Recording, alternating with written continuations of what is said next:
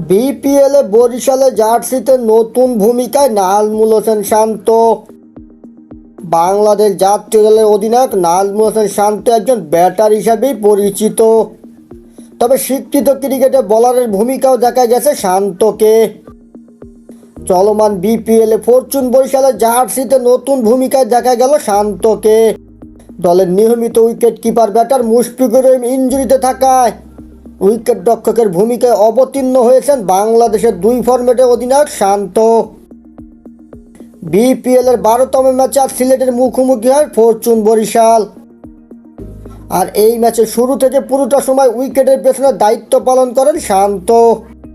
স্বীকৃত ক্রিকেটে প্রথমবারের মতো উইকেট রক্ষক হিসাবে দায়িত্ব পালন করেছেন বাংলাদেশের দুই ফরম্যাটের অধিনায়ক নাজমুল হোসেন শান্ত। মাঠে একজন দুর্দান্ত ফিল্ডার হিসাবে পরিচিত শান্ত। মাঠে উইকেট রক্ষকের পাশে স্লিপও দেখা যায় শান্তকে। তবে স্বীকৃত ক্রিকেটে এর আগে উইকেট রক্ষকের ভূমিকা দেখা যায়নি শান্তকে। তাই বিপিএলের গুরুত্বপূর্ণ ম্যাচে তাকে গ্লাভস হাতে উইকেটের পেছনে দেখে হয়তো অনেকেই অবাক হয়েছেন। মূলত ইনজুরির কারণে উইকেটের পেছনে থাকতে পারছেন না মুশফিকুর রহিম। রংপুরের বিপক্ষে দ্বিতীয় ম্যাচে আঙ্গুলে চোট পেয়েছিলেন অভিজ্ঞ উইকেট রক্ষক। তবে এই চোট থেকে সেরে উঠে পরের ম্যাচে দুর্বল রাজশাহীর বিপক্ষে ব্যাটিং করেছেন মুশফিকুর রহিম। তবে সেই ম্যাচে কিপিং করেননি অভিজ্ঞ কিপার।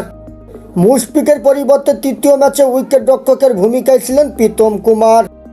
দলটির ব্যাকআপ উইকেট রক্ষক হিসাবে আসেন এই ব্যাটার। তবে এক ম্যাচে সুযোগ পেয়ে দল থেকে বাদ পড়েছেন প্রীতম। সোমবার দুর্বার রাজশাহীর বিপক্ষে ওপেনিংয়ে খেলতে নেমে 9 বলে 3 রান করে ফিরে যান প্রীতম। তার পারফরমেন্স আশানুরূপ না হয় তাকে বাদ দিয়ে একাদশ সাজিয়েছে ডিফেন্ডিং চ্যাম্পিয়নরা। অবশ্য উইকেট রক্ষক হিসাবে খারাপ করেননি শান্ত। এই ম্যাচে গ্লাভস হাতে উইকেটের পেছনে কার্যকারী ভূমিকা পালন করেছেন বাংলাদেশের এই অধিনায়ক।